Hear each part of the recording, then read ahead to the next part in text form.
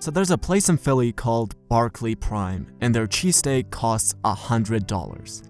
Now, the average cheesesteak costs about $5, but Barclay Prime has been really successful. And of course there are many factors as to why, but one of the factors is social currency. And the idea with social currency is that people share whatever makes them look good. So if anything makes you look good or smart or cool, you're much more likely to share it. So let's say you're in Philly and you get a regular cheesesteak for $5. That's probably not something that you're going to want to tell everyone about. But imagine if you go out for dinner and get the $100 cheesesteak. That's probably something that you're going to tell all your friends about. And if you're like most people and can enjoy good things without posting a picture of it on Facebook or Instagram, you're probably going to share a picture of the cheesesteak as well, just to show us that you're still really cool and you eat really expensive things. So the first principle is social currency. And the idea here is if sharing your idea or product makes someone look good, they're much more likely to share it. And there are also 5 other principles that Jonah Berger has identified for why things catch on and why they go viral. And he has a PhD from Stanford, he teaches at Wharton, and he's basically an expert on viral marketing. And after all his research, he's identified these 6 factors that he calls steps. So moving on to factor number 2, triggers. How are you reminded of the idea or the product? So you've probably seen the song Friday by Rebecca Black, which has millions of views on YouTube. And again, there are many reasons for why it got so many views, but one reason is that it has a really good trigger. So if you actually take a look at the stats on YouTube for how people watch that video, you'll see a spike in views every Friday. Now imagine if the song was about the first day of school or something like that. Same amazing lyrics, same amazing vocals, same everything. A lot of people might still watch it on the first day of school, but people probably aren't going to watch it 2 weeks after the first day of school, or a month or 3 months after. So Friday is actually a really good trigger because it happens every week. And Kit Kat did the same thing in 2007. Their sales were declining every year and they needed an effective marketing campaign.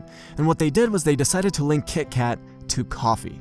So in all of their advertisements, Kit Kat was always presented with coffee. Now to someone who doesn't understand the power of triggers, the coffee might not mean anything. It's just part of the advertisement. They had to put something in there, so they just put coffee in there. In fact, why don't we advertise it with hot chocolate? It might taste even better with hot chocolate. But that's not the point. The point is that we want to link Kit Kat to something that gets consumed all the time, like coffee. So every time a person thinks of coffee, he also thinks of Kit Kat. And yes, it might taste even better with hot chocolate, but again, that's not the point. People don't drink as much hot chocolate as coffee. And Kit Kat sales had been declining 5% every year, but in the next 12 months after the campaign, its sales actually were up by 1/3. So the second principle is triggers, and the idea here is people need to be reminded of your idea or product, and you can help them by providing a strong trigger. The third principle is emotion. When people feel strong emotions, they want to share. So think of Susan Boyle's performance on Britain's Got Talent. Strong emotions like awe or happiness get people to share. Even strong emotions that aren't positive like anger and anxiety get people to share. And this is really what the media relies on now. The angrier and more anxious they make us, the more we share. So strong emotions are good, but the emotion you want to stay away from is sadness. People don't really like to share something if it makes them sad. The fourth principle is public, or what's usually known as social proof, and the idea here is that our decisions are affected by what everyone else around us is doing.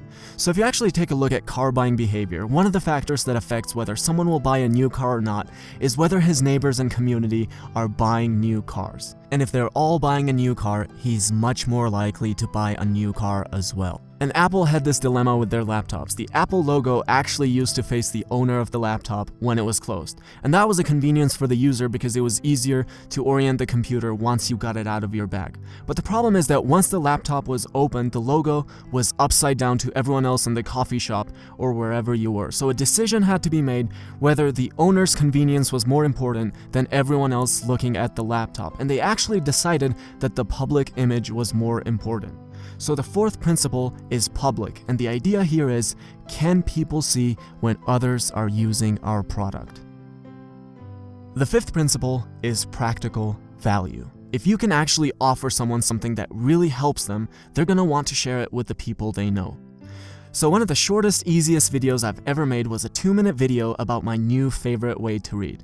And there were so many people who liked that video, and it's been shared so many times. And the reason for that is because if you use that method, you could actually read this book in only 3 hours.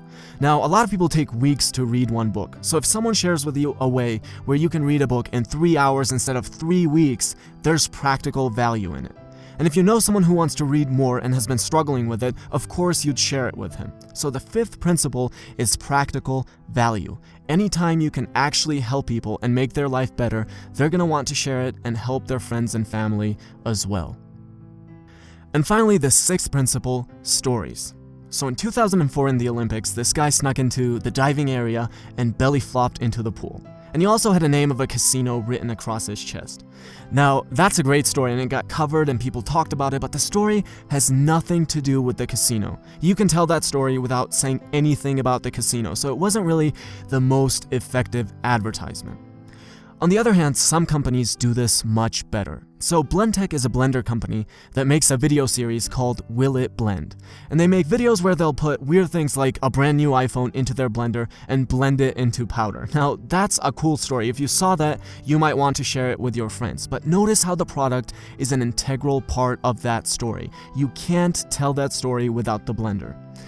And especially technically oriented people have a really hard time understanding that most people don't talk about weird specs and details, they share stories. When you hang out with your friends, you're probably not going to tell them about how there's a new blender with improved revolutions per minute on its blades. But you might share the story of how you saw the new iPhone get blended into powder. So the 6th principle is stories. Most people don't care about specs and details, they share stories. What you have to figure out is how your product or idea can be a relevant part of a cool story. And your product or idea doesn't have to have all of these 6 principles. Some of these might not even be very applicable to certain products and ideas. So obviously the more the better, but there are plenty of products or ideas that have a couple of these factors that are very strong and they do really well. So to recap the steps again, social currency. Does sharing the product or idea make you look good? Triggers. How are you reminded of the idea or the product? Is there a good trigger? Emotion. When people feel strong emotions, they want to share. Public. Can people see when others are using our product? Practical value. Is your idea or product actually useful or helpful? And finally, stories. People communicate through stories. What you have to figure out is how your product or idea can be a relevant part of a cool story.